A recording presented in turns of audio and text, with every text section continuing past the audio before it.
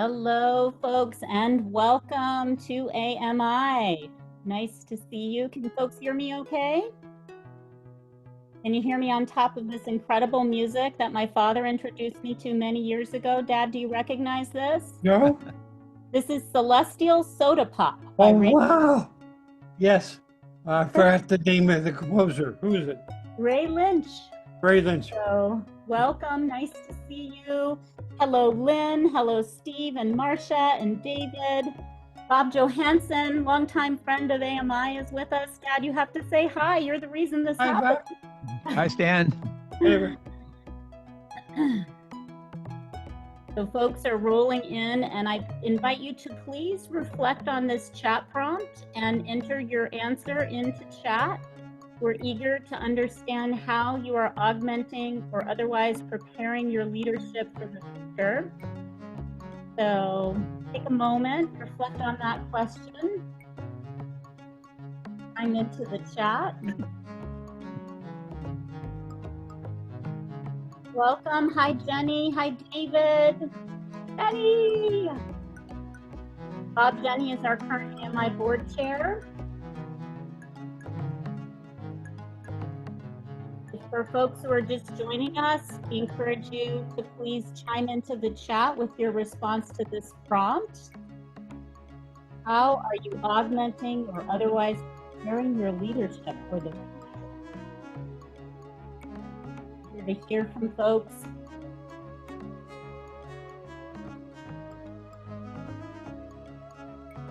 Welcome, welcome.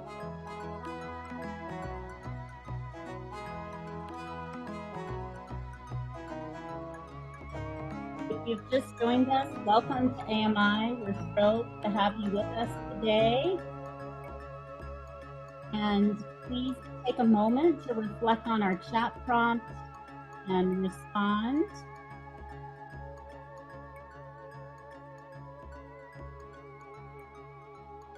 Welcome to AMI. How are you augmenting or otherwise preparing your leadership for the future?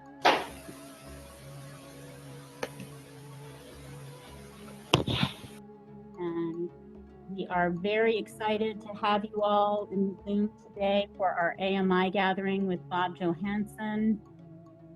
We are playing Ray Lynch, Celestial Soda Pop. Felt like a great piece of music for today's conversation about augmenting our leadership. Hi, Andrew. It's been a while. It's nice to see you. Welcome to everyone. Welcome to folks who are new to AMI. We are thrilled to have you with us today. We are an innovation learning community, and if you're new, we are eager to learn from you and to have you be part of our conversation.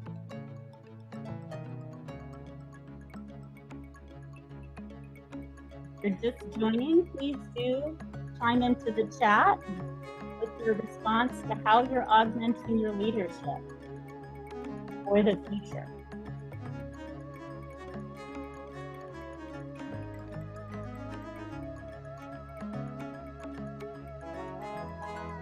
Give just another couple of minutes here for folks to roll in.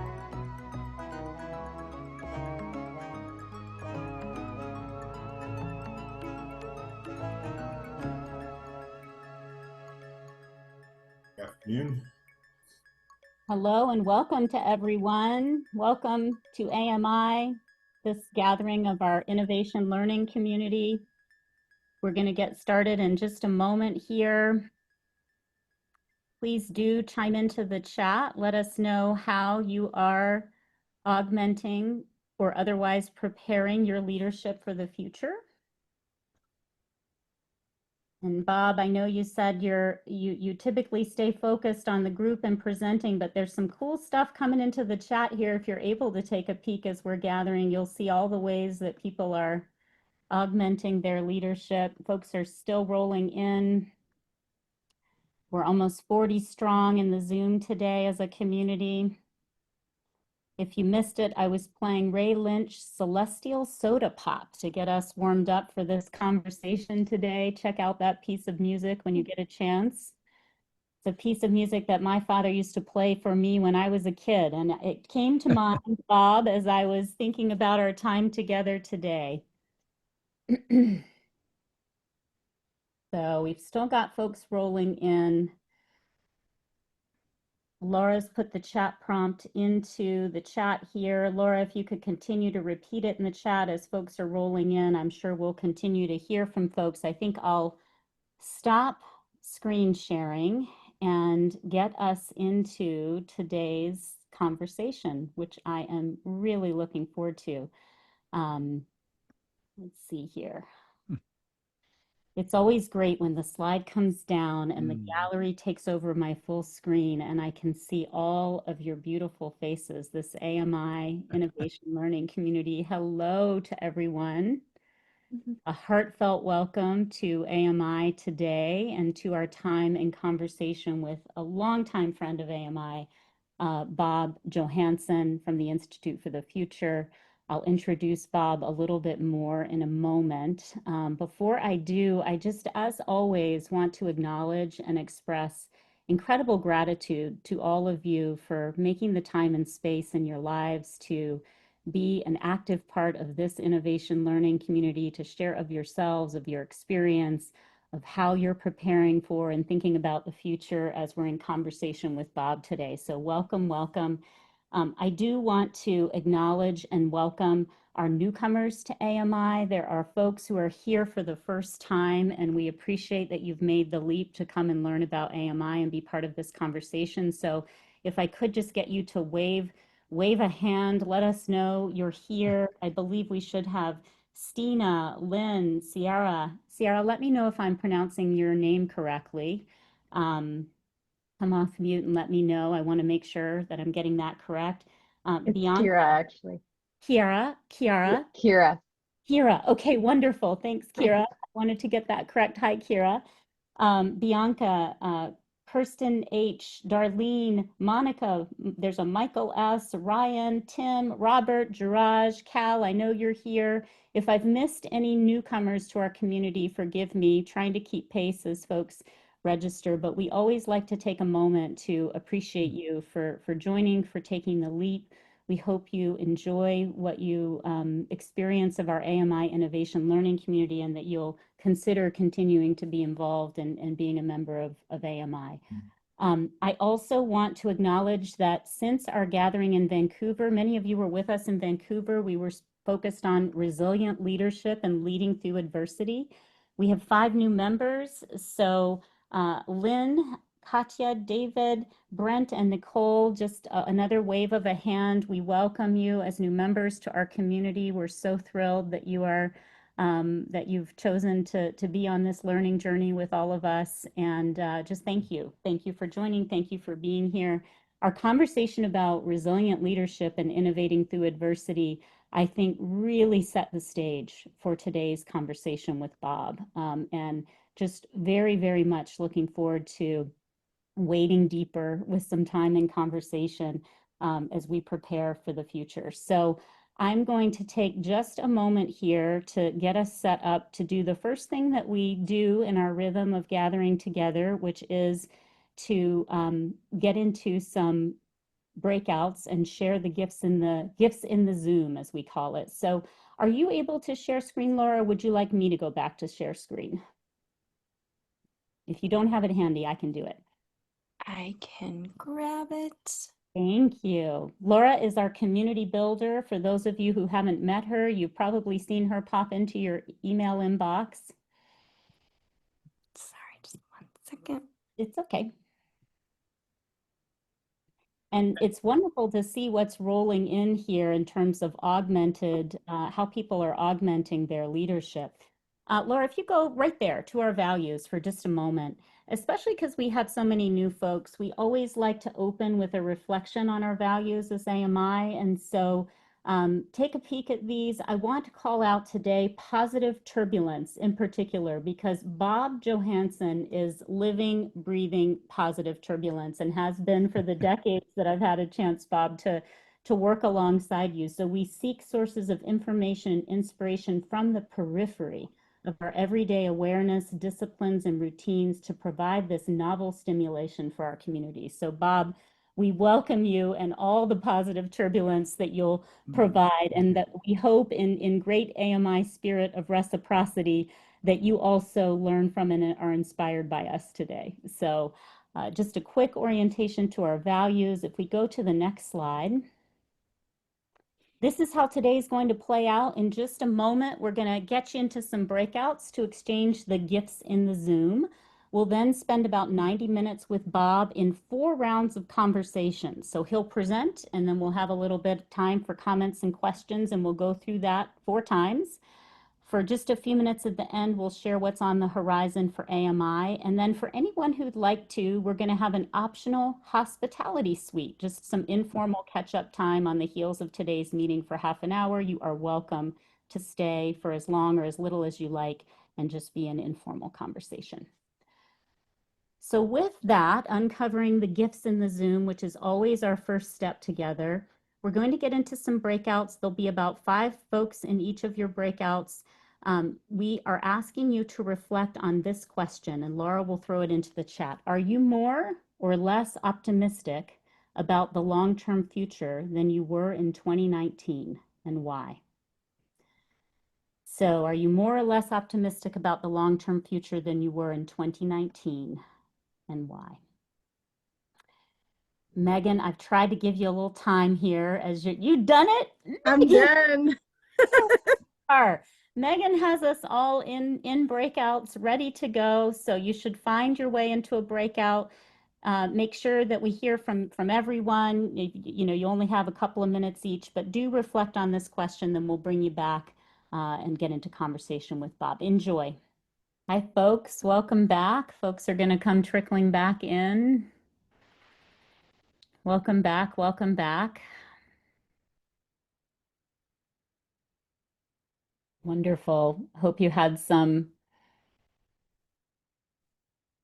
good connection, conversation, uncovering of the gifts in the room as we all bring our unique perspectives to this question.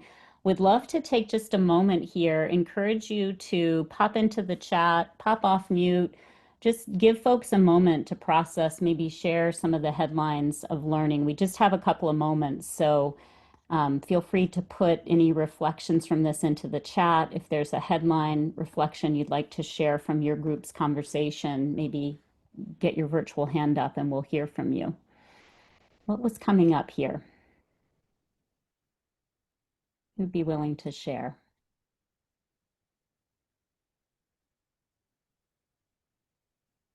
I heard a bit about in our breakout room the idea of lulling to sleep in the modern age, and I mentioned a bit about the concept of relativity. When we're talking about optimism, often there are concerns that one technology that is amplifying the rate of change will, for some reason, amplify the rate of change for bad, any more than the good.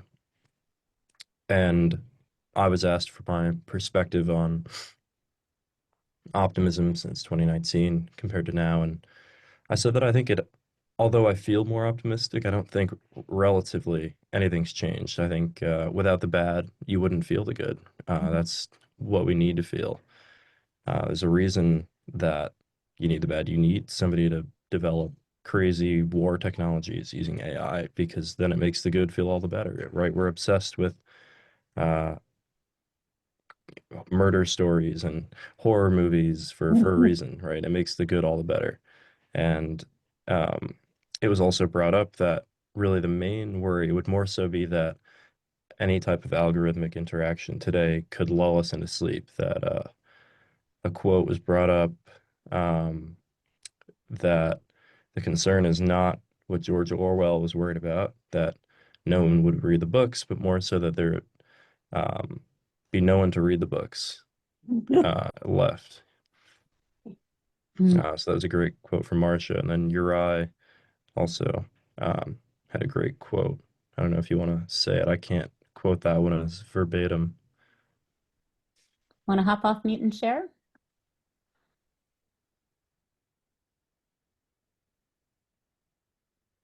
All right. Please do share the quote if you feel so moved. I think you said it was Uri. Um, Otherwise, we see some things coming up in the chat here. Anyone else want to offer reflections from your breakout conversations? What struck you? What emerged? Yeah, sorry, I couldn't get off mute. Still playing here a little bit with. So no, I was just quoting that we shouldn't get good crises go to waste, and I believe it was also referencing Asimov Foundation, and that was in reference to some of the more gloomy predictions or sort of a gloomy or kind of a picture of the world that many of us are seeing. But at the same time, it might be also that in order to create that energy for innovation and get ourselves out of a certain situation, we need to have that kind of a burning platform. And hence this quote about don't let the good crisis goes to waste. Thank you and welcome to AMI. Lovely to Thank see. you. Where are you? Where are Good to you? be here. I'm based in Zurich, Switzerland. Awesome. Thrilled to have you with us. All right. So this is the beginning of our conversation today. Some other comments in the chat, Bob, just so that you have the context for some of the things coming up. Cautious optimism and cautious pessimism, largely around the pace of change, especially with technology. And then from John, optimism is fundamental. Fierceness and commitment are stronger than ever. Agency is now. So lots of, I think, good conversation and reflection here. If there are other things that came up in this opening conversation, please do and pop them into the chat. And as we transition into our conversation with Bob, I want to encourage you to use the chat to be active there with your reflections, the connections, things that are sparking for you.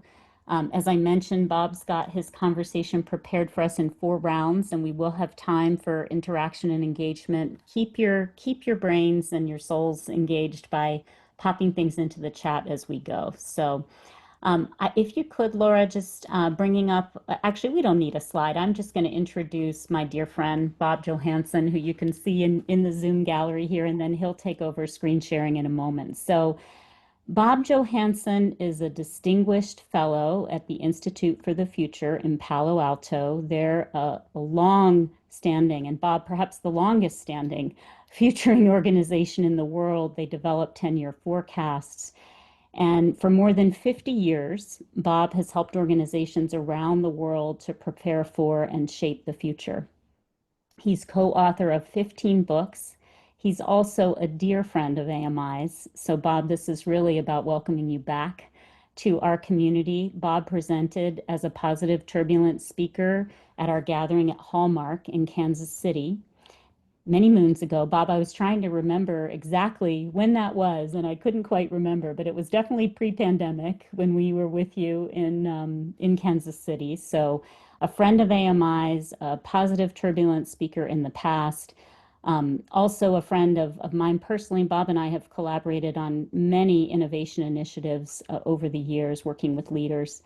He's also a friend to our lineage. One of our members, Noel, introduced this concept of AMI lineage. And AMI comes from the Center for Creative Leadership, as I think many of you know. It was born there. And Bob was a fellow, a visiting fellow at the Center for Creative Leadership in 2016. You can't see quite how tall Bob is as he's sitting in his office there, but Bob went to college on a basketball scholarship. He has his PhD in world religions from Northwestern, and he's going to be talking to us about opportunities to humanize our leadership with generative AI. So we are, Bob, just hugely grateful to have you with us today, excited to be in conversation with you. I was sharing with Bob as we gathered just prior to you all joining the Zoom that I was able to watch a friend of AMI's, Chris Ernst, who's the Chief Learning Officer at Workday. Just today, he was speaking on a national stage about the future of work and AI. And the quote he said is, "The future isn't just about AI, it's about how we elevate humans with AI." So Bob, we welcome you into this conversation. We're excited to hear from you, and I invite you to take over and share your screen. And you're muted, Bob, so we'll have to get you off mute. Sorry about that. That's interesting. So Zoom somehow determined I should be on mute. So there's a misuse of AI already. So it's great to be with you all. I do feel like I'm among friends here, and I'm going to do a kind of less formal, more interactive than I might normally do. I've gone through a major change in life since 2019. So we moved from San Mateo and our office in Palo Alto up to Bainbridge Island. So I now live on the island. I used to be on the road all the time. Now I rarely travel on commercial airlines. And this study, I'm inviting you into my study. Each of these library racks is a book I'm currently working on, including the one, actually, we're talking about two of the books today. The future book I'm working on is tentatively called Faith in the Future, with a double meaning of what's the concept of faith going to be like, and more importantly, is it possible? Is it possible to have faith in the increasingly chaotic world we're going to talk about? So I'm spent a lot of time figuring out how I can be better than if I was there in person. And I have 5 young colleagues who want to travel, who travel around the world, and I'm with them on a large screen. I also do a lot of these kind of sessions. So I'd like to begin with just the question of, you should always ask a futurist, if you meet a futurist, have you outlived your forecasts? And we have many times over. We are the longest running futures research group in the world now, and we started in 1968. We're usually right in the sense that most of our forecasted futures over that period have actually happened. But it turns out that's not how you evaluate a futurist. That's how you evaluate a fortune teller. So the real way to evaluate a futurist is, does our forecast provoke your insight that leads to a better decision in the present? And for those of you who've read my previous books, it's built into everything we do: foresight, insight, action. We are humble futurists. We're not experts in the present. So we don't talk about politics, but the future back view, where I live 10 years ahead. That's where I'm focused. But we also go 50 years back. So we think in 60-year swaths of time, because almost nothing happens that's truly new. Almost everything that happens was tried and failed earlier. So we're really looking at that back view for patterns and the future back view for clarity. So I'm going to share my screen several times during this session, and we'll hope all of it works well. I'm going to focus on augmented leadership, and it's interesting. Chris Ernst, title of his speech is basically the subtitle of the new book we're going to be talking about, which is 10 New Skills to Humanize Leadership with Gen AI. But before we go there, I want to talk about the frame of the future. And this is really important. You don't have an option about whether to frame the future. We all have a frame. The only option is, are you explicit about it? And how accurate is that frame? So I'm going to start with framing, then come back to Gen AI and the new leadership book that just came out. And then I'm going to talk about leadership skills. And then I'm going to give you a template that you can use in your own work to assess how Gen AI might help you. I've been working for the last 2 years with a customized Chat GPT-like format. It's working on Chat GPT 4.0, but it's customized to me. It's read all my books, and I've nicknamed it Stretch because I'm using it to stretch my thinking. And we might go back and forth with Stretch as we go through this session.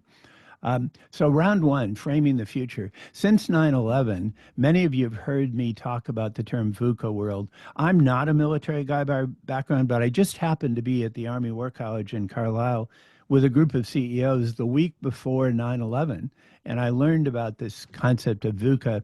This is a picture given to me by the commandant at the time, Bob Ivany. These are special forces officers riding in Afghanistan right after 9/11, one of the few successful missions there. It was the mission that was made into the movie 12 Strong. But I thought this VUCA concept was a good way of framing the future. And since 9/11, I've brought many groups to Carlisle and Gettysburg and done staff rides with their historians and their strategy people and their futurists. And I've developed great respect for them. So I now teach the new three-star generals. I just did a session last week. They read the same book we're going to be talking about in a minute. And we talk about strategy and leadership. I get them 5 at a time. But one of the implications of VUCA that it took me a while to realize, and it's just in the last year, I've realized that the unexamined assumption here is that the future, it will be understandable in some level, knowable, if only we find the right experts, if only we find the right data. And VUCA was a very good way of framing the future. And it was actually coined in 1985, late in the 1980s. Warren Bennis and Bert Nanis, two futurists of the time, they were very involved in creating of this. And it served its purpose. But now VUCA isn't VUCA enough. We really need something different, a different way of framing that's more accurate, that gives us a sense of language to talk about what's going on. But more importantly, I heard the word agency, more importantly, it gives us agency to know how to engage. So the better term that we're now using is Bonnie, and it was coined by our colleague Jamé Cascio. It was actually coined in 2018, but it's just beginning to spread now. It's not common in the US or in Western Europe yet. It's very common in war zones, in climate impact zones, Southeast Asia, parts of China, parts of India, parts of Brazil, parts of Africa. It's spreading rapidly, and our forecast is that in a year, this will be as common as VUCA was now, and we'll kind of move past VUCA because VUCA isn't enough. So by Bonnie, it's a world that's fraught. That's the word that comes out a lot, is fraught with tension. And the new Edelman Trust Barometer calls this period that we're in now the crisis of grievance. The crisis of grievance. And the Edelman Trust Survey, if you haven't looked at it, is fascinating global look at just the kind of temperature of the times. Bonnie bleeds trust. And here's how it bleeds. In the brittle systems, they promise to be strong, but they're really not. Anxious people, and there's a lot of anxiousness, particularly around young people, anxious people worry about what's true, and it's very hard to tell. Nonlinear systems belie expectations about cause and effect, and incomprehensible systems are just not trustworthy. So we're in a period now where trust is going down dramatically, and we really can't understand what's going on in the way we thought we could in the VUCA world. So we'll quickly go through this, and as I define each of these terms, I'm hoping you can put in the chat how you're experiencing each of these elements. So brittle means vulnerable to sudden collapse. It could be infrastructure, it could be core beliefs, and it means a kind of non-resilience or even an anti-resilience. So for example, the bridge over Baltimore Harbor, the Francis Scott Key Bridge, looked very strong before it was rammed by the cargo ship Dolly. And when it was rammed, it didn't just break, it shattered. It shattered. So I wonder, just in the chat, put in examples you see of brittle around you. And Danielle, I'd like to come back at the end of these 4 and maybe share some of these examples people are seeing. For anxious, it's a sense of helplessness. I heard this in the conversation I sat in, and I'm sure all of you expressed it in one way or another. If you're not at least a little anxious right now, you're not paying attention. And it's particularly true among kids. And it's actually particularly true, even more so, among young men. And anxious young men, history has shown us, anxious young men can be not only unhappy, they can be dangerous. So the new book that just came out this year by Jonathan Haidt, the NYU professor, amazing person, called The Anxious Generation, explores how mental health of adolescents has plunged since 2010, and largely he links that to social media. So again, what are examples you see of anxious? Put them in chat.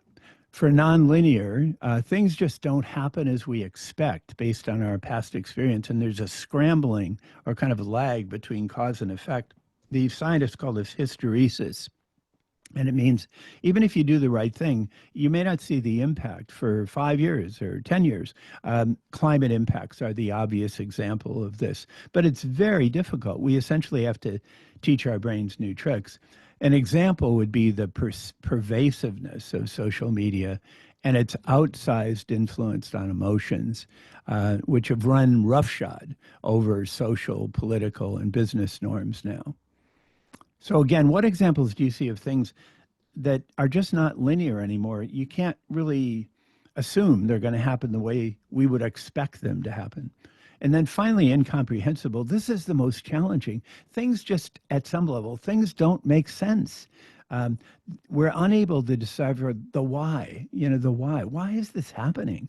And AI is a good example of this. Even when you talk to the world's best experts, the world's best designers, which we, live with in Silicon Valley and which we talk to all the time, they don't know exactly what's happening inside these things. So these are technologies that are profoundly different than anything we've studied before. Most of my career has been focused on studying the internet.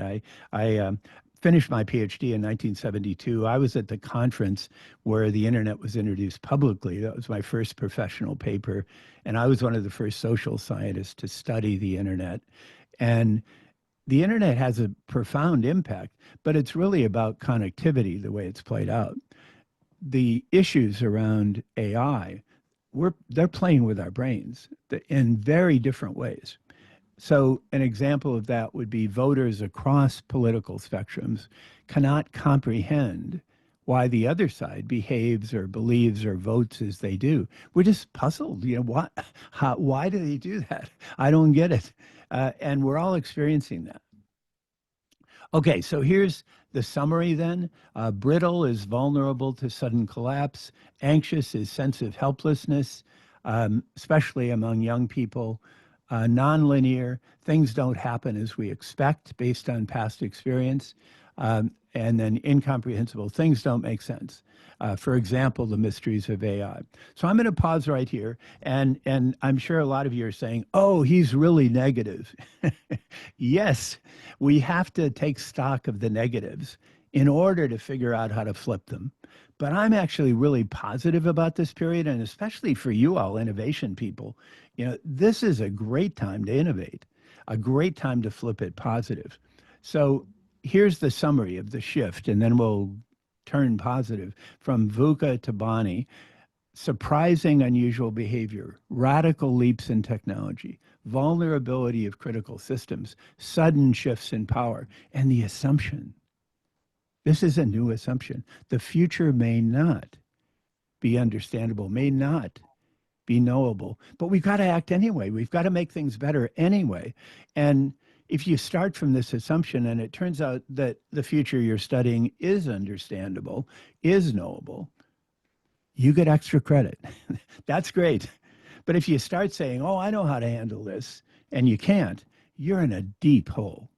So the methods we need to use, the methods have to assume that we can't understand.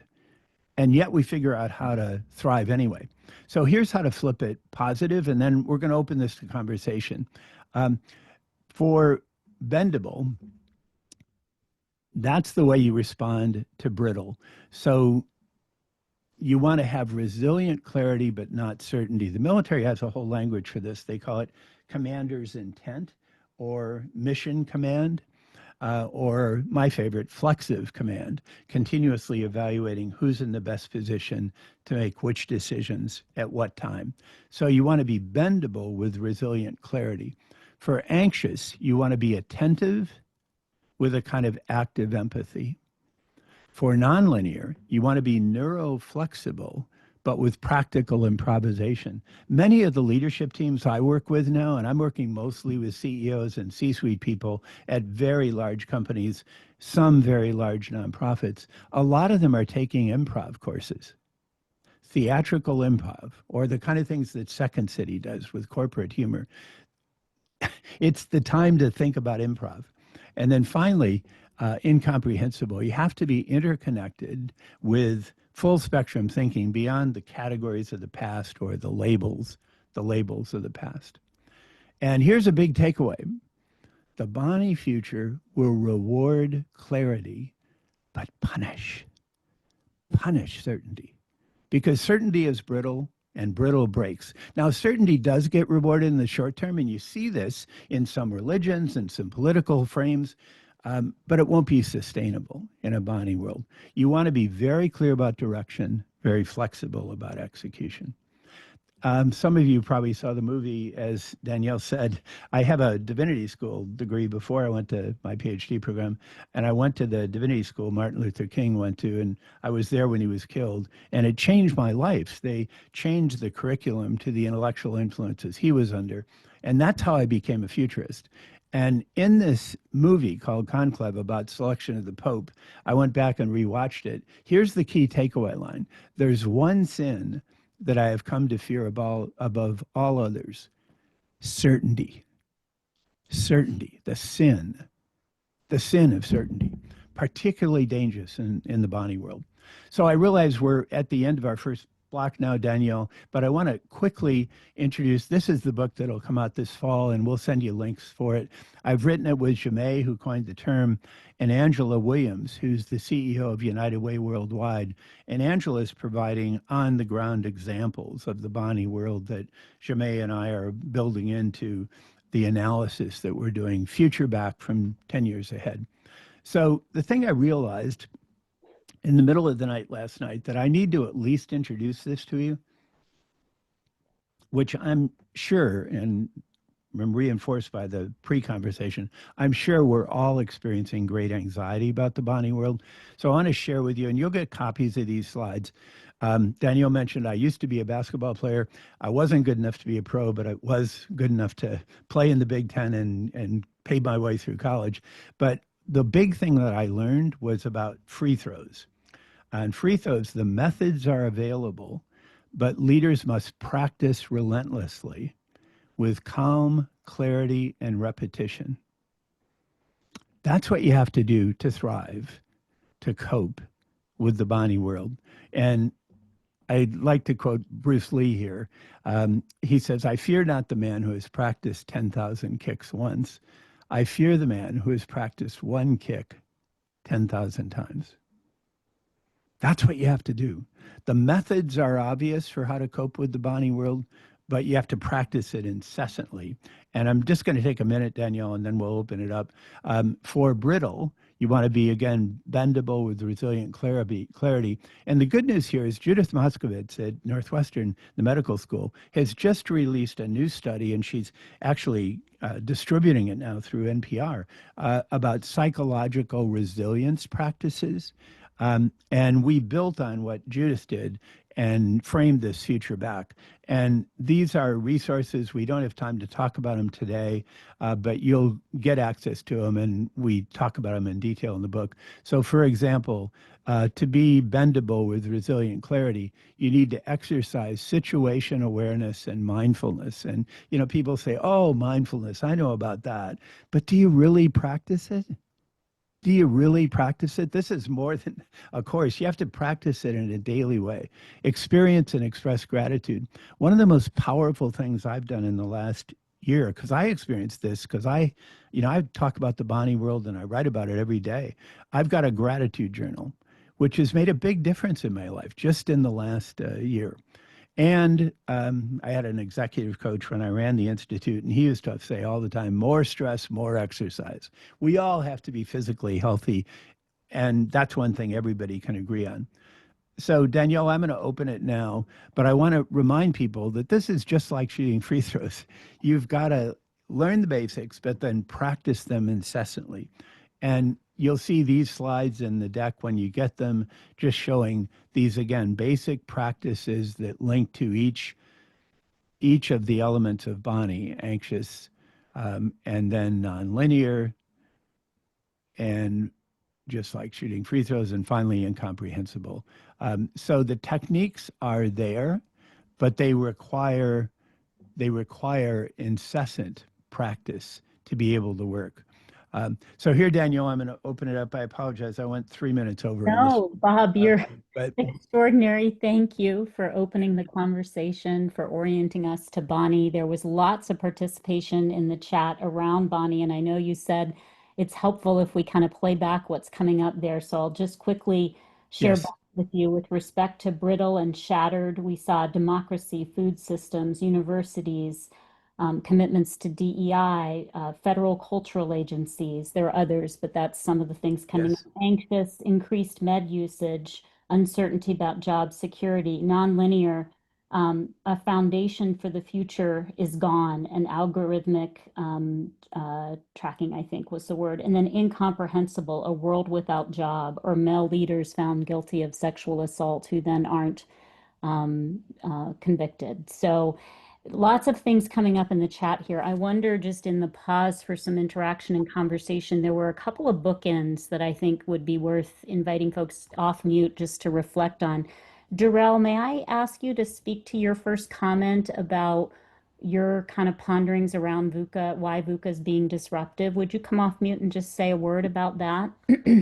Sure. Thank you so much for everything you shared, Bob. That was just fantastic. And the thank you. framework around certainty versus clarity really hits home for me. One of the things that I said in the chat was I just wonder if VUCA is being disrupted by the unpredictability of people and the shifts in power from more stable, predictable, large systems to individuals who have more power and are unpredictable themselves, who are running emergent systems that are unpredictable themselves. So I'm thinking about this more oligarchic, I have a lot of money, I can land rockets or other things, right? I'm not just talking about one individual, but I also control the AI systems. These AI systems are scaling non-linearly, they're unpredictable.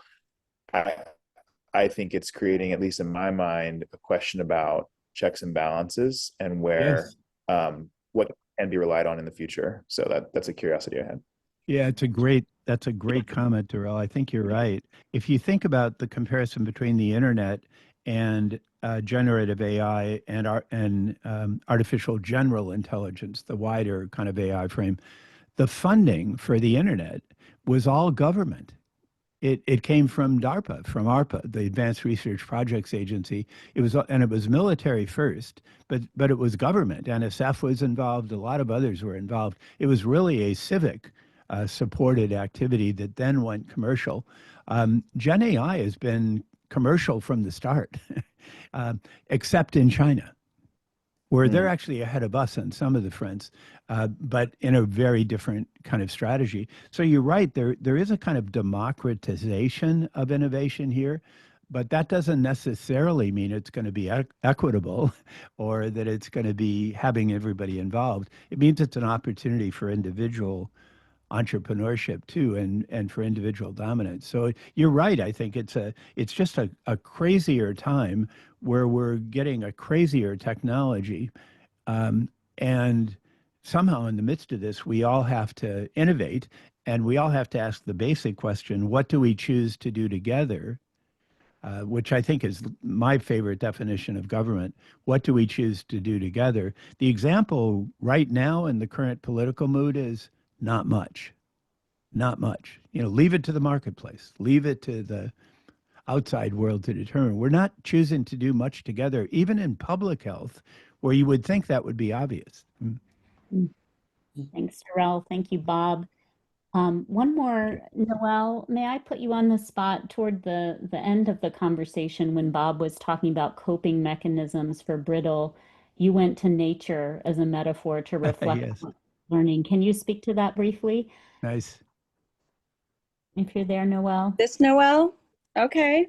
Sorry, Noelle, I'm putting you on the spot. You had a comment where you were connecting to nature as you reflected on coping mechanisms for brittle. Could you just say a word? Sure, but I don't remember what I said. It's fine. Ah, Obviously, you can see I'm in Hawaii, you're in and Hawaii, the flow of the river and the rock. I'll give you a clue, yeah, Noelle. thank you. Yeah. So I think so much of what you said, Bob, resonated with me, and this idea that, as the river that we're all in is getting more tumultuous and turbulent and everything else, the only way that we can stay in the path of its flow and even advance is not to be a rock, but a leaf or something that flows with the river. And how we choose to do it is potentially to be in that flow together, but it's really indigenous wisdoms, right? Got it. And so Yeah. that's where I take so much of my inspiration. Obviously, it's where I'm from. Yes. But I think that now I got excited that you're in the Pacific Northwest because it's my other home. And there's just so much that surrounds you. That's an There inspiration. is. Yeah. Yeah, there is. And I think that's very accurate. I think that the historical traditions from people who were here much earlier than we were, those traditions are very relevant. They're very relevant. And when you start to look at things like gratitude and mindfulness, that's not new. No. There's new packaging of it.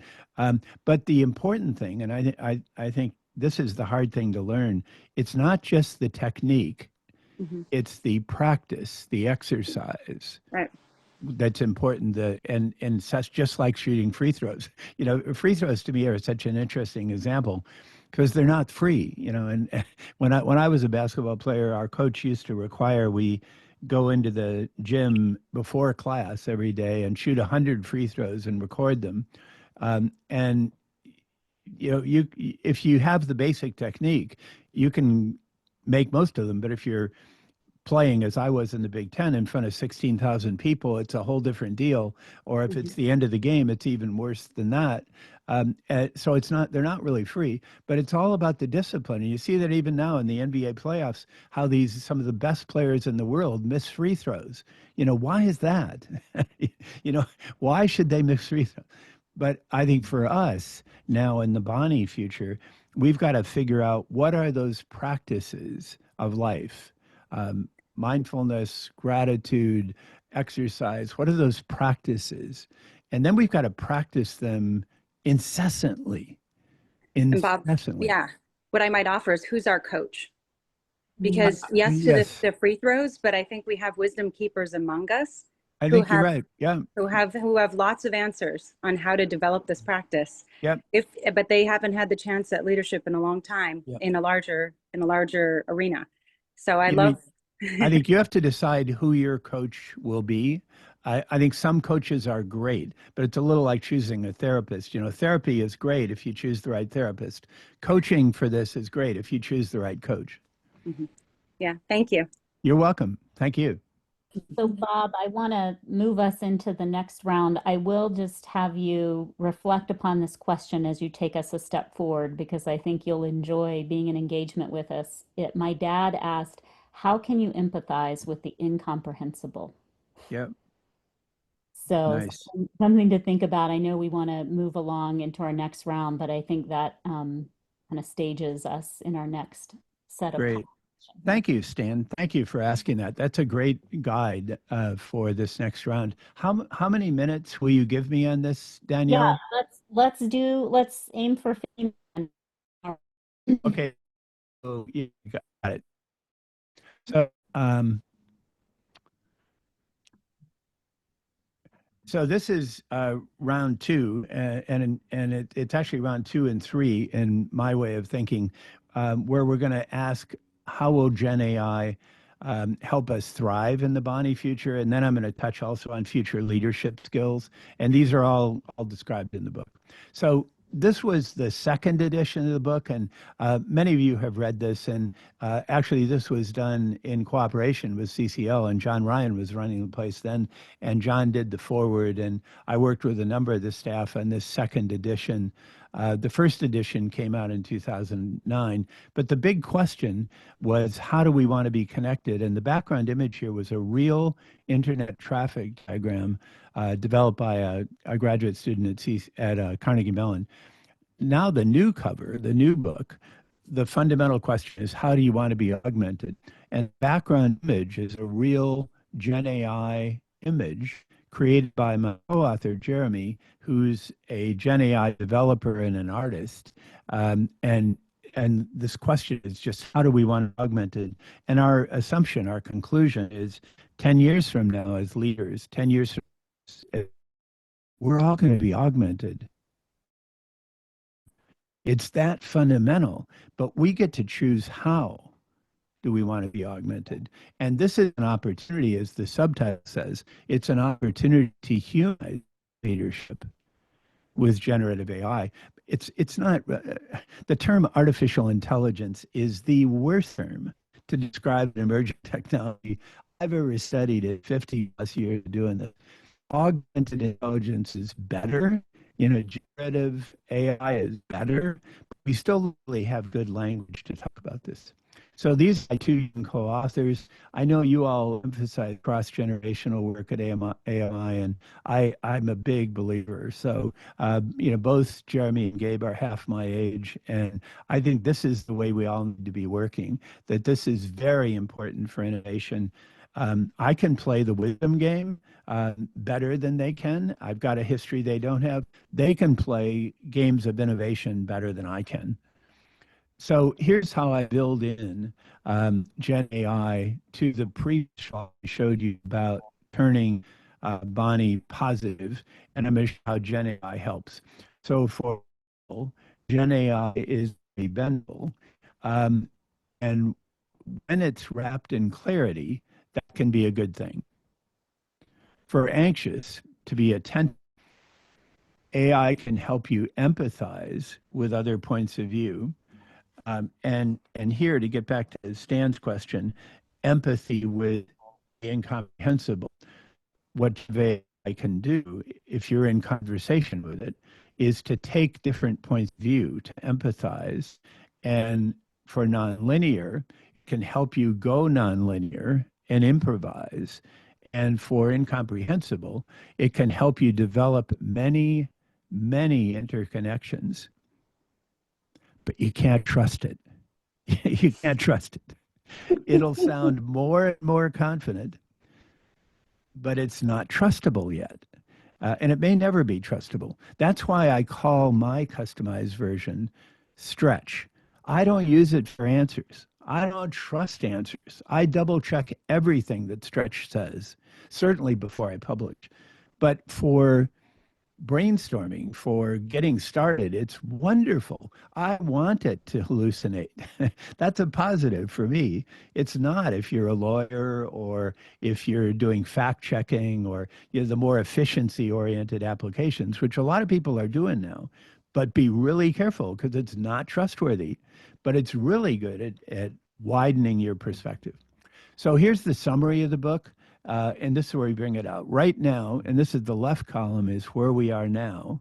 And then we're futurists, so we're writing it from 2035. Here's where we think we'll be. So right now, most of the applications are about efficiency and speed. And more power to you. If you find good things that are good, go ahead and do them. But it's not the big story. The big story of Gen AI, when we're fully augmented, is effectiveness, doing the right things. And this is kind of the Peter Drucker story. Drucker said efficiency is doing things right, effectiveness is doing the right things. And in 2035, this will help us increase our sense of inner calm, which is one of the 10 skills. And this is up to us, it's inside of us. And what Gen AI can do is help us offload the things we're not as good about, and then give us more time for the calm. We're moving from prompts and answer finding to mind stretching conversations. And this is really important. I think the word prompt's going to go away in 10 years. We won't even use it because these media this isn't Google on steroids. This isn't search and retrieval. You don't go there for answers. You go there for stretching your mind, and it has to move. It's very rare that I ask Stretch a question and I get a useful answer. It usually takes a back and forth, a conversation, to get useful input.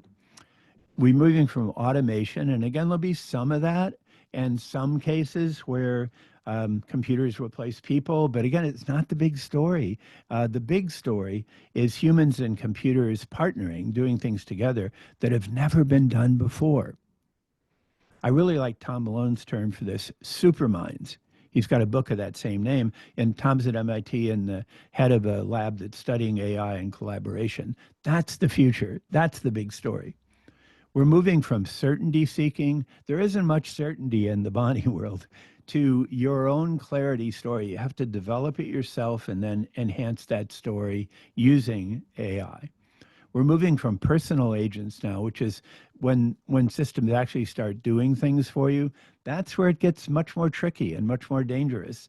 We're moving in 2035, we'll have human agent swarms where we have teams that have non-human participants. That'll be just the way we work rather naturally.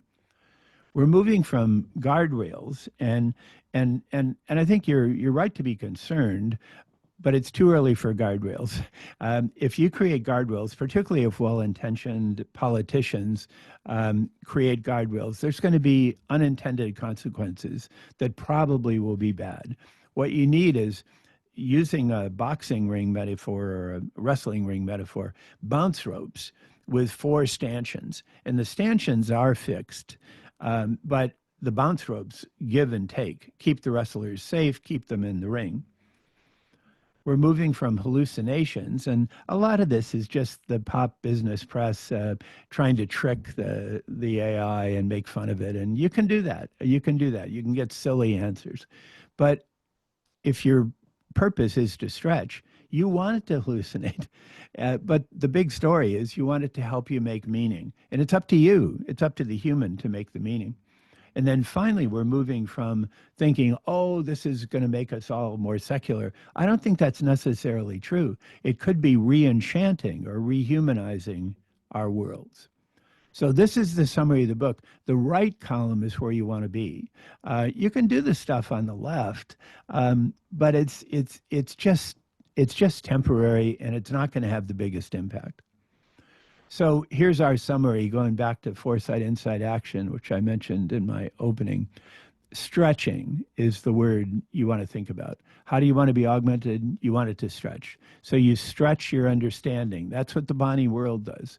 Stretch your foresight about possibilities. Stretch your possible insights that are provoked by the foresight. Stretch your possible actions. This is basically scenario planning. These things are really good at scenario planning.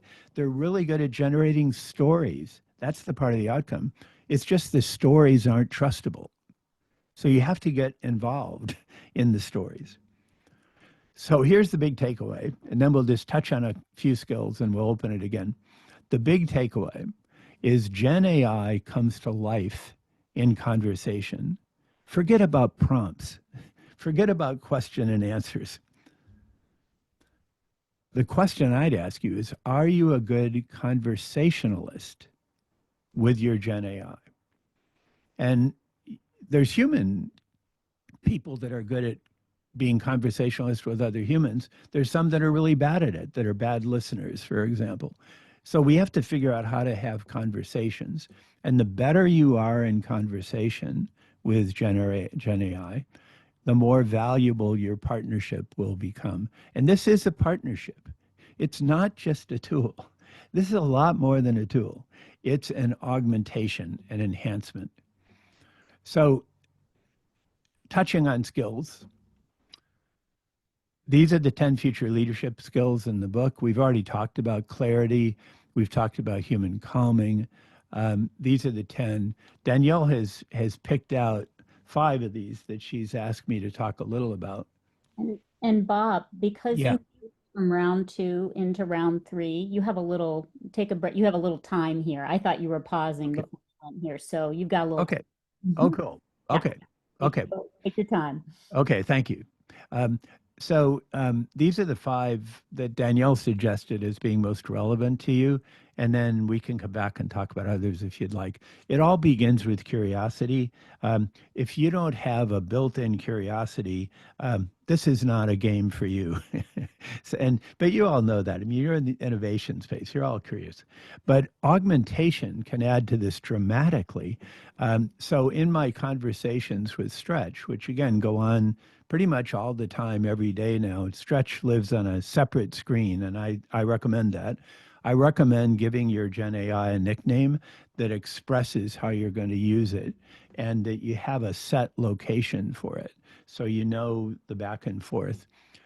So augmented future back curiosity means cultivating exploration with the help of Gen AI and backcasting from that future mindset. So where normal people think present forward, we think future back. So we go 10 years out and then think back. And people say, well, how can you do that? I can't even think 1 or 2 ahead. Well, it's easier. If you do future back, it's actually easier. The present right now in the Bonnie world, the present is so noisy. It's so awfully noisy, so dangerously noisy. But if you think 10 years ahead and say, okay, what direction are we going? You can identify, excuse me, you can identify things that are there and that are clear and then work back from those. So for example, right now in Silicon Valley, it's obvious 10 years ahead, we're going to have sensors everywhere. They're going to be very cheap. Many of them are going to be interconnected, and some of them will be in our bodies. That's just obvious. What's not obvious is how do we get from there here to there. So you use that future back view to identify your clarity of direction with the things that you can identify, and then you look back to the future at least 50 years to look for patterns. Augmented dilemma flipping.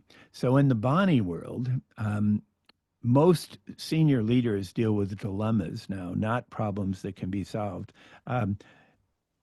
What you want is if you're not sure, if you're facing a challenge that's a problem or a dilemma, assume it's a dilemma, because if you can solve it, you get extra credit. But if you say something is a problem and you can't solve it, you're in a hole. You're in a hole. So you want to avoid judging too soon, which is the classic mistake of the problem solver. And you want to avoid deciding too late, which is the classic mistake of the academic. So you want to like that space between judging too soon and deciding too late. And Stretch, generative AI, can help you explore that space and decide on a clarity of direction, but you have to decide that.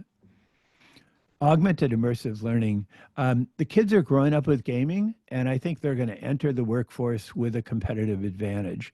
So for my hiring now, I look for gamers. And I want young people who have played serious games and collaborative games and games that teach them how to learn immersively. And this isn't just video gaming. I like people who've traveled a lot. I like people who learn immersively. You know, certainly in AMI, you've done a lot of immersive learning experiences.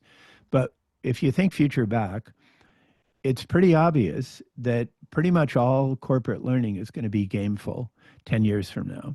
And what I mean by that is immersive and emotionally laden attention. And the military is way ahead of us. They call this wargaming. I got to visit the National Training Center in the Mojave Desert. I came to think of it as the world's largest video gaming parlor. It's got real tanks, real helicopters. And during these 2-week, 24-hour-a-day games, many people are killed without having to die. Powerful learning, powerful learning. Augmented depolarizing. It's such a polarized time now. And we're Robert Putnam distinguishes between bonding social capital, which is kind of within a group, and bridging social capital. What we have now is a lot of us versus them, where we bond with our own group and we are in our own little protective cocoon, and we're against the others, whoever those might be. So as leaders, we have to be really good at diffusing the anger and kind of bridging the polarities to find common ground. And thinking future back is a really good way to do that. So I like to combine this with the leadership skill we call commons creating, which is finding that common ground. So one way to depolarize a conversation is to think future back and say, okay, let's think 10 years out. What are the things we share in common? What do we want things to be like 10 years from now? And then how do we go back? And be really careful about your language, because the language polarizes very, very quickly. And that's one of the things, honestly, we're very concerned about with the Bonnie book, is how have we got the language right to start that future back conversation without getting stuck in the polarized language of today.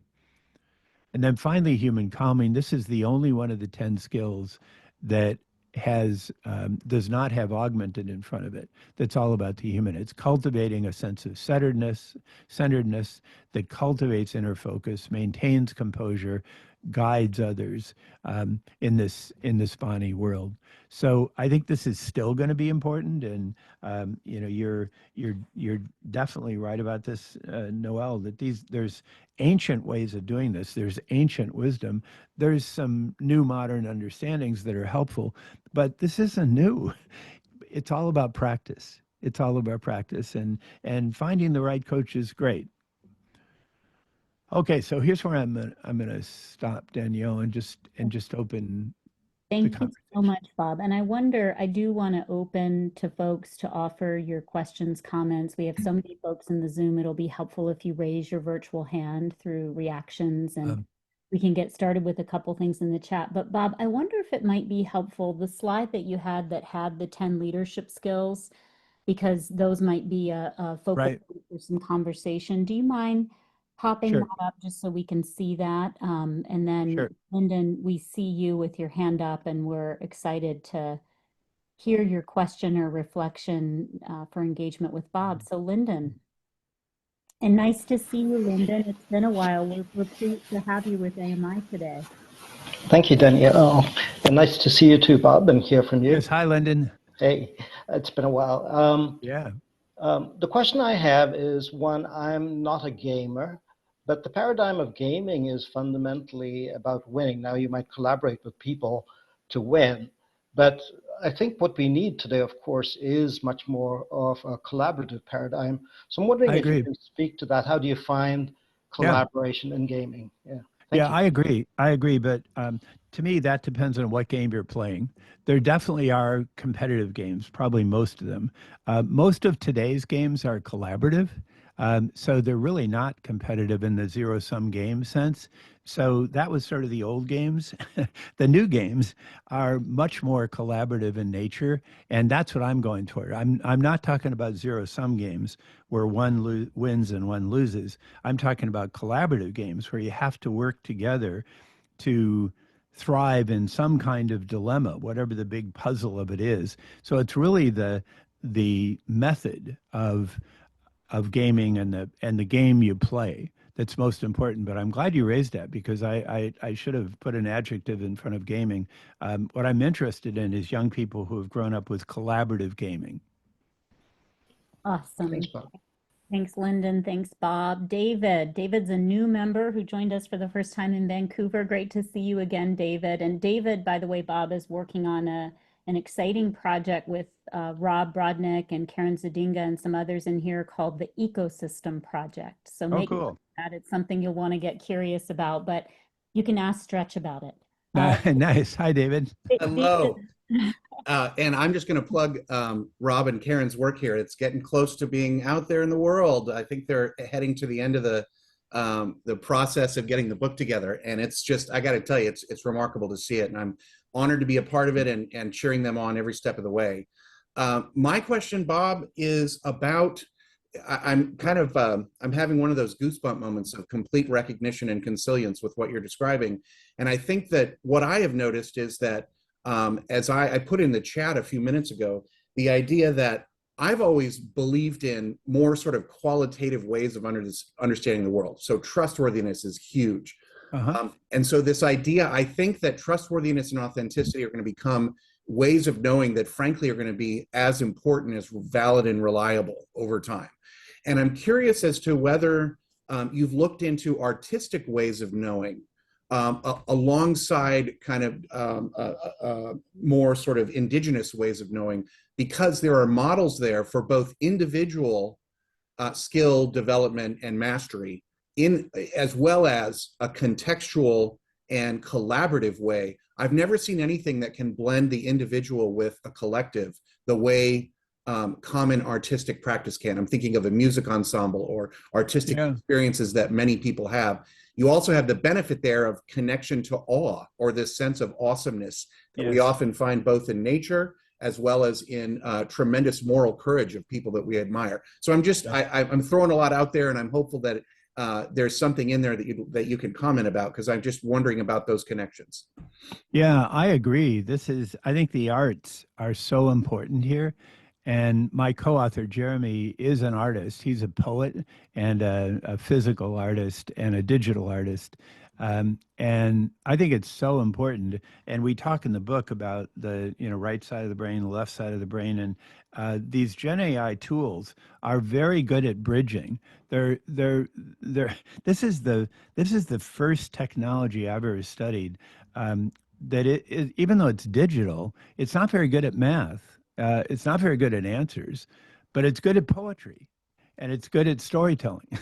So it really is inherently more artistic focused than it is mathematically focused. Although you can use it for coding and you can use it for certain mathematical activities, it's just different, and it's got a kind of bridging capability that I've just never seen before. I'm a humble social scientist, so I'm not a computer scientist. But as I talk about using it, it is certainly bringing out the artistic side of my brain just as much as it's bringing out the analytical. So I appreciate you raising that. Thanks, David. Brent, also a new member since Vancouver, coming to us from Alberta, right, Brent? Yeah, that's right. Hey, Thanks, Brent. Bob. Hello. Thanks for this. My brain's kind of firing in all sorts of directions, so bear with me here. I'm wrestling with these skills for individuals and leaders, which sounds great, but I feel also in the body world, it's the structures that orient our social way of being that also need augmenting. So I'm wondering to what extent these 10 things are capable and necessary for augmenting our institutions and the structures themselves to be sustainable and thrive in this thorny environment. Yes, that's a great question, and I don't have a good answer yet, honestly. I'm working with senior executive groups to apply these skills, and we're working now with a big healthcare company, the CEO and her top leadership team, and we're actually doing 3 sessions, one on the challenging side of Bonnie, one on the positive side of Bonnie, and one on the personal side of Bonnie. And then we're breaking down these skills, and we've developed augmentation exercises where they can try out the skills in a low risk way. And what we're finding is I've still got these slides open, but if you look at most of the companies now, most companies are doing pretty well on the left side of the chart, but they just don't get it on the right side.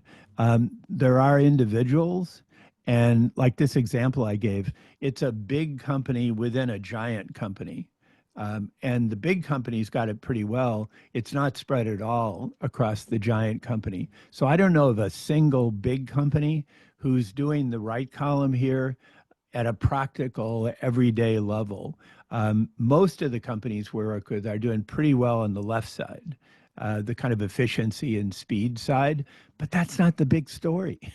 So it's really, right now, it's easier to be innovative individually than it is to be innovative organizationally. And the change strategy just hasn't emerged yet. It's not a tech, it's not just a tech challenge. You really need a company that combines a very good internal change strategy, which I guess normally would be in the people function or the organizational development function, with the IT function and the information technology and networking. But again, those aren't very common. So I think right now there's a kind of a lag where the technology is finally good enough. And it is important to realize with AI, I know a number of people mentioned pace of change, and there's a sense in which things are changing rapidly. Like Gen AI capabilities have developed dramatically in the last 2 years. But if you think about it, the term artificial intelligence, that was coined in 1956 at the famous Dartmouth conference with the leaders of AI at the time. 1956. I think they made a bad choice of language. They could have called it augmented intelligence. And I think the technology would have developed much quicker. And this goes back to framing. If you frame your future right, it draws you toward that future and you are empowered. That's why we're proposing Bonnie now, to empower you to thrive in this kind of world. The artificial intelligence technology and discipline, it was framed badly, and it led to good science fiction horror shows, but it didn't lead to practical application in humanistic ways very rapidly. So in a real sense, Gen AI has taken since 1956 to be an overnight success. Now, that's not pace of change. That took a really long time. And I think that's part of the challenge of the Bonnie world, is that some things are changing very rapidly and some things are actually changing very slowly. Thank you so much, Bob, for that reflection. And if others have thoughts in response to Brent's question about deprogramming our institutions that are designed for certainty and risk aversion, and how we can augment our institutions, pop them into the chat. Michael, I see your hand up. I'm pleased that you're sharing sort of what you're thinking about as you reflect on what Bob's presented today. So Michael, please introduce yourself, share what's on your mind, your question. Yeah, hey Hi, everyone. Michael. Hey, hi. Um, yeah, this is really interesting and exciting in a number of Thank ways. you. And this is not a struggle. This is what I think I'm picking up from what I'm hearing you say. And so I want to get in between the lines a little bit to make sure that I'm not what I'm not like mishearing what you're saying. Yeah. Because it sounds to me that a lot of the application, and it makes sense to me why, a lot of the application is in like more like corporate leadership, the role, like people who are in that sort of mindset, like how we work with teams, how we optimize teams, how do we um uh you know so that's, and that makes sense because I feel like this space is where this sort of technology is being the most utilized is in those sorts of spaces, because of the way that our economy works, the way that Yeah. technology innovation works, Uh-huh. the way we think about productivity as a really kind of central aspect of our cultural framing, right? Like how productive can we be at solving whatever the problem is in front of us, right? Whether that problem is supply chain optimization, or how to end hunger, right? How can we do it the most efficiently, the fastest, the most comprehensively? And so a lot of my work is more the latter, not directly, not Yeah. hunger, but I work with small regional nonprofits who are understaffed and under-resourced, right? So they don't how I'm curious about how and to bring this sort of thinking into those spaces because I find that a lot of times the folks who are behind the eight ball in this are catching up to it, aren't because they don't care or because they're not interested or because they can't use it. It's because they don't have the capital, the time, the Yeah. and the kinds of things they're trying to solve for are to me more complex. Yeah. And actually tied into the kind of entangled web Yeah. and mess of things that are different than just like how can we get a product out faster Yeah. or Yeah. or how can we, you know what I'm saying? So Yep.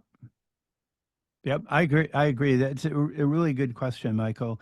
I think you're right in a sense, and I want to clarify something else. You're right in the sense that what's driving the development of Gen AI is big companies. So that's true.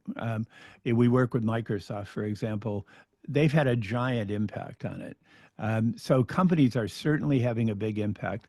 We don't have the civic um, perspective on Gen AI that we had in the days of the internet and the ARPANET. It's just not there. There aren't these nice government, private joint ventures that we used to have. So yes, there's definitely a market force, and it's a good idea to be cautious about that and careful about what that means. On the other hand, the part that I didn't say as well, and thank you for asking the question, so it allows me to say a lot of the innovation that we're seeing is not from big companies because many of these systems, if you go on the website POE, you can see all the different platforms that are out there for Gen AI. The one I'm building on for Stretch is ChatGPT 4.0. The basic ChatGPT 4.0 is $20 a month. So you don't need much infrastructure. Yeah, and you need a separate screen. What you need to do is figure out how to use it creatively. And people in nonprofits many times don't have the time, but it isn't just the resources. But some of the most creative uses right now, for example, we were working with the bishop of the Episcopal Church in East Texas, a guy named Andy Bishop. He's one of the most creative users of Gen AI I've ever seen. He's got it built into his practice. He's a bishop. He's an Episcopal bishop. Yeah. So we're seeing examples where individuals can innovate. My co-author for the new Bonnie book, Angela Williams, we're working with next generation leaders at United Way around the world. And United Way is global. It's all nonprofit, but all this stuff is built in now, how Angela is preparing next gen leaders across United Way. So there are a number of examples of nonprofits doing this already, and it is possible for individuals to be innovative in this space. And the resources are surprisingly good, I think, compared to other technologies which were so expensive. But what you said at first about yes, the cutting edge of it technologically, big companies are deeply involved in this, and the government's not providing much wisdom in any place but China, and that's their own kind of government wisdom, and then the EU. The EU does have some interesting policies now around Gen AI. But again, the EU has its own challenges. But thank you for raising that because I think there is a democratization potential for these where individuals or nonprofits or small companies can do really cool things right now. Thank you. Thanks, Michael. Thanks, Bob. Chuck, so nice to see you. We missed you in Vancouver. We're happy to have you back with us. What's on your mind?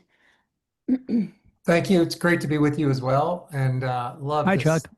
love this discussion. You mentioned that Poe has a listing of all the different platforms that are available to people, and I'm wondering, as each of these platforms develops into their own you're developing your own, other people are going to develop their own, and the nucleus of each of those is going to be learned from whoever is creating those platforms.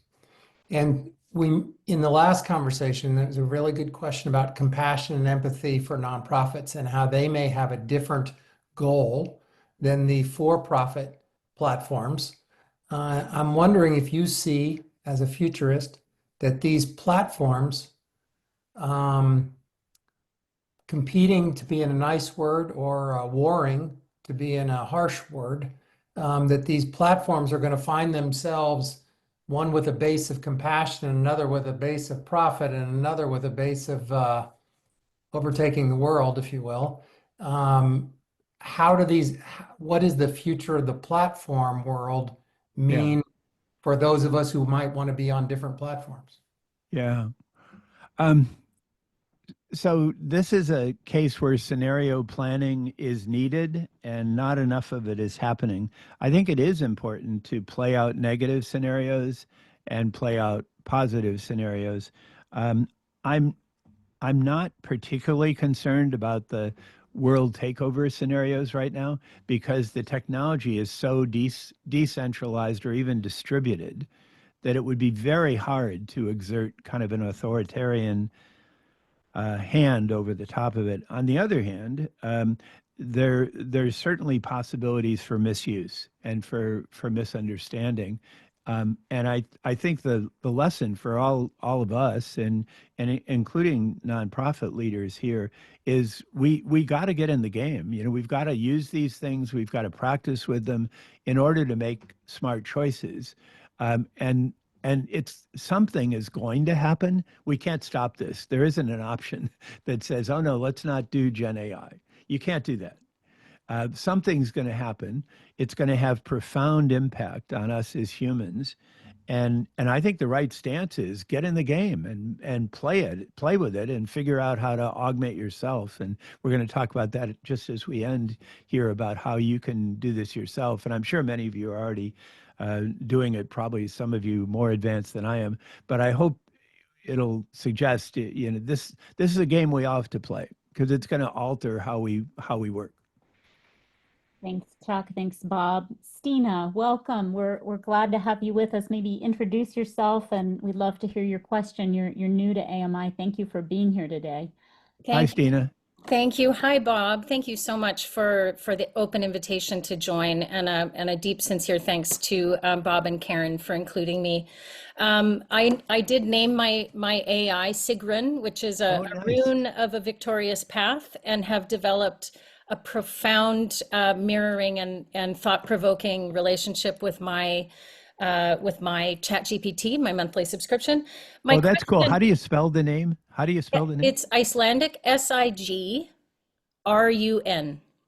Sigrun.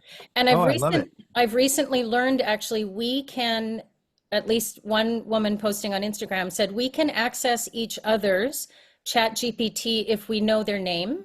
Ah, interesting. And she and her best friend named their ChatGPTs with a name and then a number sequence after the name. And they inquired using code words that they had agreed to in person, that they had put into their own ChatGPT to see if one could answer the other's ChatGPT question. So interesting. And they could. Somehow there's a link there.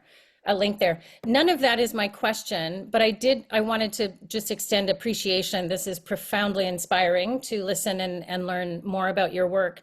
My question actually has to do with violence and the militarization of these systems and certain interested parties like Peter Thiel and sort of this technocracy movement that we're seeing with Yarvin and other folks in the US, JD Vance, obviously in a position of power. And you speaking about the decentralization right now of these knowledge bases, but there seems to be a sprint towards amalgamating these knowledge bases. I also think of Starlink and all the implications with a ketamine fueled to want to be trillionaire. And so I'm curious, how do we build this future knowing and you spoke about your work with military leaders, knowing that there are both benevolent, sort of defense-based approaches where people are truly trying to defend what's right and humane, and also knowing that in a sprint, folks are augmenting military might around global dominance and control of population. So that's really kind of the field of my question. And thank you so much for the chance to ask. Wow, that's a tough one to end on.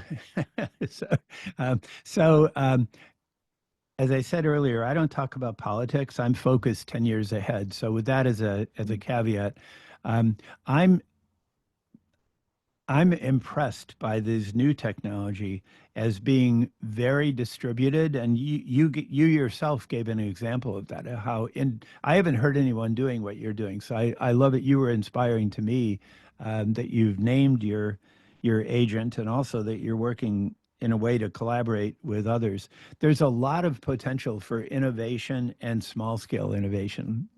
Yes. Um, I think the potential for global domination using these technologies, it's very hard. At least I haven't seen a scenario that's credible for that because the technology itself is so distributed. And if you think about the internet, it's basically a technology where there's no center. It grows from the edges, and it can't be controlled. And that's the connective tissue that you've got to somehow bring in now for generative AI, which is augmenting of humans. I know my military friends are very concerned about cyber attacks and cyber warfare and cyber terrorism. So it's a very real thing that's involved in all the conversations.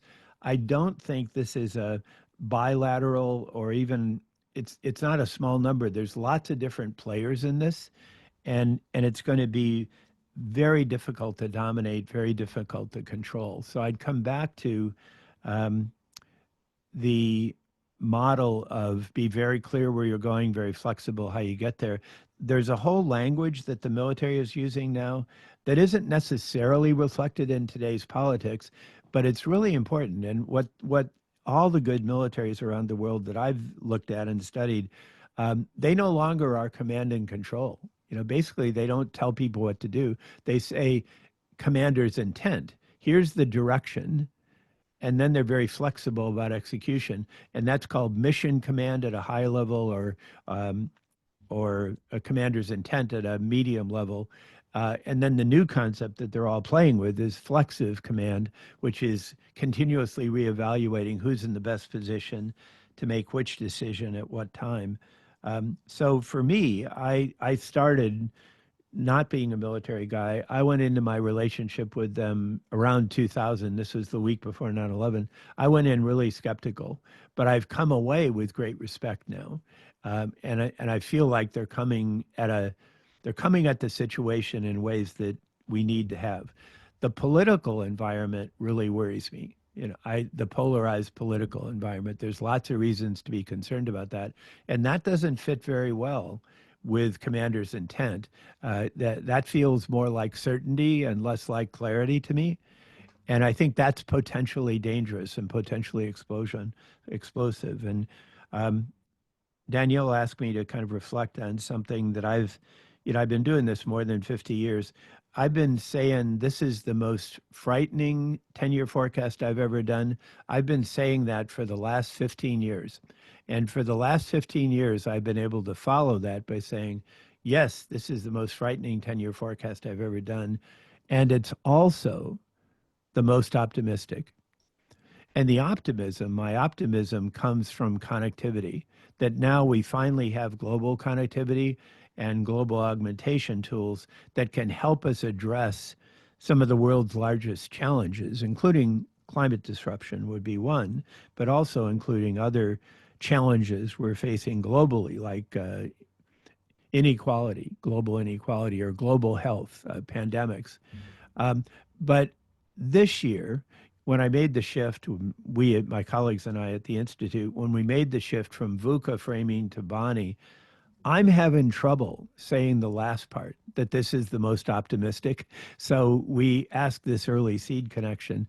I must admit, I'm less optimistic than I was before COVID. So I'm concerned. And I'm using these personal coping methods myself. So we are facing a worrisome future, but I still think there's a lot we can do about it. Thank you. Thank you, Stina. Thank you, Bob. Bob, we have one more hand up here with Darrell and a few more minutes before we want to get into that applied activity. So, okay, Darrell. Great. Wonderful. I have multiple questions, but I'm only going to ask one one at a time. You did really well the first time. So. There's a book I read a few years back that has stuck with me. It's called Parable of the Sower. Are you familiar with it, Bob? Yeah. So, right, it's set in a post-apocalyptic, quote unquote, California, where income inequality is about 1.5x, I would argue, but it is now. And without spoiling too much, I won't spoil much of the book, there's this shift toward oligarchic stability, right? So companies have gained more power and are creating these spaces where people can come and things are safe, but outside of those walls, government has broken down in a lot of ways.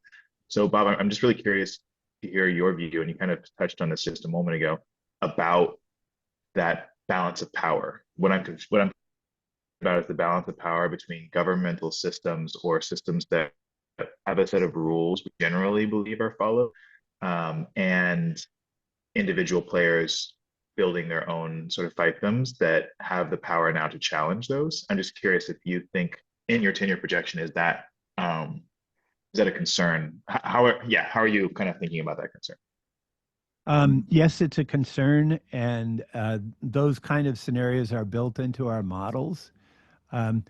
Personally, I'm not as worried about that for the reasons I said earlier, because the technology itself is so distributed, which allows smaller players to get involved. But unfortunately, some of those smaller players may have really bad intentions. So now it's possible for terrorist groups to form using these technologies with very small numbers of people. So I think that the state versus state conflict is less likely, but the kind of distributed conflicts are more likely.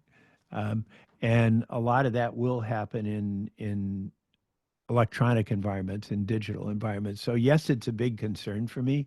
But I do feel that the power of these technologies it's so much different than at the beginning of my career. At the beginning of my career, the computers were so large, they filled rooms.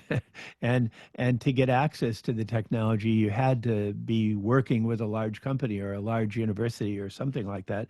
And that's kind of how I grew up. Now it's so much more distributed that I think that is much more difficult to control, but it puts more of a responsibility on all of us as individuals to get involved in this game in different ways. And it's not just one game, it's multiple games. Thank you. Thank you, Darrell. Thank you, Bob. Bob, we have one more activity with you for this final, 10 minutes that we have together, just to invite some applications. So I'll hand off to you to prompt us there. And I'll be careful about using the word prompt, to converse with us there. All right. Yay. Thank you. Okay, so let me share a screen one more time here. I mentioned that I've been using Gen AI now for about 2 years, and it's been a really interesting thing that's changed my life in some pretty profound ways, and it's certainly changed how I write. So I want to share with you the template that I use, and then I'm going to ask you to fill it out. And some of you, are going to fill it out easily because you're probably doing the same kind of, or at least as advanced things as I'm doing. So here's the template. And again, this is in the book with more detail, but I'm going to ask you to fill this out. So if you can just mark it down in some way and go into chat and say, as you think about 10 years ahead. And whatever it is you do, I'm a writer. I write books. I do talks like this. I do custom forecasts for large organizations, mostly at the C-suite level. That's what I do. But I'm mostly a writer, actually. So if you say, I want help doing this in order to have that impact. So here's how I fill it out. I want help stretching my thinking. That's why I call my agent Stretch, to develop ideas as I'm writing books. I want help drafting small chunks of text in order to get past the blank page syndrome. I've done 15 books, but I still have writer's block, and it's so hard to get started. And with Stretch, it's much easier. It's much more fun. Stretch and I have a really good time. Stretch has a sense of humor. It's empathetic. It's really kind of fun to be around. I find, and last summer I had pneumonia, and I have a concierge doc who's really good, who is working with me. I have a therapist who's teaching me cognitive behavioral therapy for sleeping and for kind of dealing with stress. And Stretch had a better bedside manner than either of my human docs. Stretch was really, really good as I was going through this. I want help picking the right word or phrase in order to get unstuck. This is really a thesaurus on steroids. It's way beyond. I always have used a thesaurus as I write, but whoa, this is so much better. And then I want help finding examples. So I come up with the ideas about the future, and then I say, well, what are examples of companies that have done this? What are examples of individuals? And they're never perfect, but then I can always ask follow-up questions. It's really great for examples. But then I go on the left-hand side and I say, good prompts, like good conversations, take a lot of back and forth. So that's why I recommend dropping the word prompts, not thinking about it as questions and answers, and using the word conversations. And think of it as you have to be a good conversationalist. Um, so should I leave the template up Yeah. as we work in the chat? And then I'd like to pull out a few of you who have volunteered to fill this out, and then I'm happy to respond in terms of how I think that might go. Thanks, Bob. So But folks, take a moment, try to do at least one. I want help in order to in the chat. We have just a few more minutes here and would love to get you going with this and encourage you to continue to work with this after today. And the important thing about this is that normally conversations like this begin with the technology, and they say, "Oh, well, how are you going to use Gen AI?" and instead, I'm starting with you and saying, "Where do you want help, and why?" Just another moment here, Bob, for folks to get things into the chat. If you're able to see the chat, Bob, you can see what's flowing in, and I'm happy to. Yeah.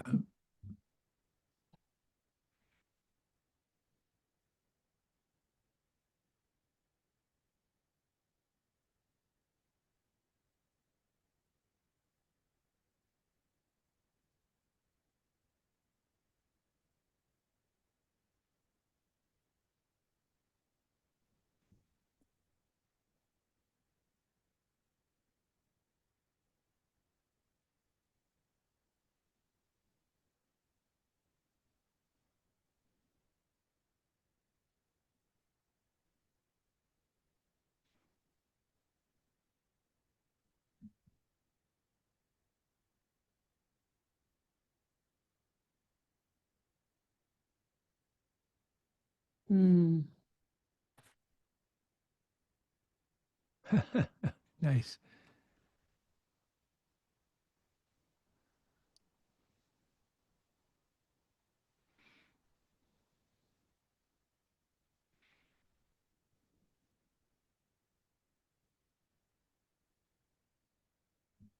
And Bob, we have just a couple minutes here. If there's so many of these we could play with and discuss, but if there's something you feel moved to respond to or explore, please.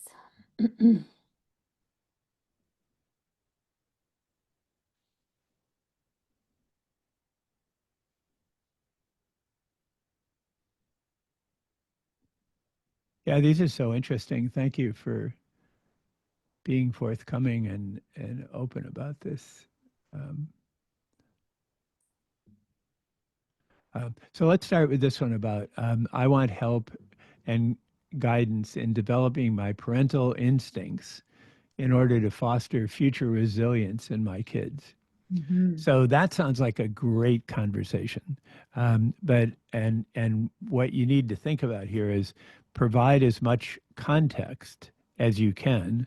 You know, if I was doing it so Stretch, let me tell you about my kids, or maybe take it one kid at a time. Let me tell you about my kid, and I want to give you some background about that. And here are the things the kid likes and doesn't like, and here's my conversations. And then you say, I want to develop, I want to help them develop resilience. Now, if I had that in Stretch, you know, Stretch already knows. Stretch has read the Bonnie book and knows all my thinking about Bonnie. So I would go in and say, okay, here's my my kid, and here's the description. How do you think my kid would work in the Bonnie world 10 years from now? And then have a conversation then, well, how can I help this kid be better prepared? And what are the things that could go wrong? And basically have a conversation back and forth.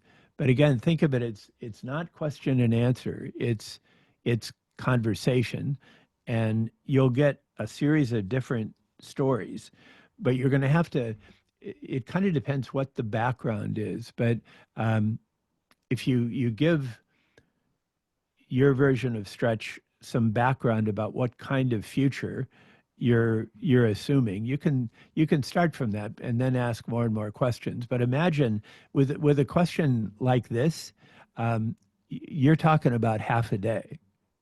It's a half a day of interacting before you start to get something interesting. The first responses aren't going to be very interesting. Thank you, Bob. What a great example, kind of reflecting on the context and what to, you know, expect and imagine as we get into conversation. Stretch and our version of Stretch. With the time, Bob, I cannot express I don't even know what words to use to say. You will definitely be in my gratitude journal. Oh, thank you. Thank you, thank you, thank you for your gift of time with AMI, for sharing with us about your latest work and thinking and book. Folks, I encourage you to go out and get the book, and read the book and continue to play with these things. Let's keep this conversation alive within our AMI community. Let's just give Bob a huge round of applause. Bob. Thank you. Thank you, thank you, thank you. Thank you. Danielle, may I say something? Sure. Bob, I know I know you've been a presenter before, but this is the best damn AI ever. Oh, nice. You mean I'm still getting better? That's great, Stan. Yes, you are. You are. And folks, just as you're about to sign out, I did want to share what's on the horizon. I popped it into the chat. Laura's bringing it up here. We are engaged as a community. We came out of Vancouver with a lot of expressed interest in staying connected. Bob talked about the importance of connectedness, interconnectedness in these times. So Karen's going to be the first to host an informal virtual connect. We're targeting August, kind of like a hospitality suite where no agenda, get together, BAMI together.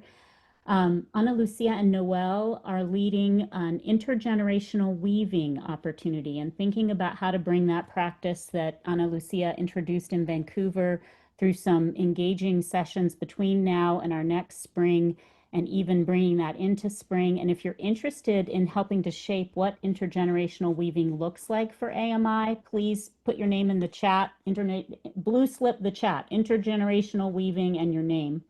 If you go back one more, sorry, Laura, go back a slide. Our next virtual gathering is in the fall. It's hosted by Bill Mallon and Durrell. Durrell has spoken a couple times here today. Many of you know Durrell, and Durrell, we're appreciative of that. Look forward to that. Information to come, likely October. And then we're focused on Boston for spring of next year, hosted by Spencer and Reese. And the theme that we're working on is becoming students again. So stay tuned for more to come there. We're looking at that same week in April for now. We've got to get hotels and things lined up before we announce date, but we'll get a save the date.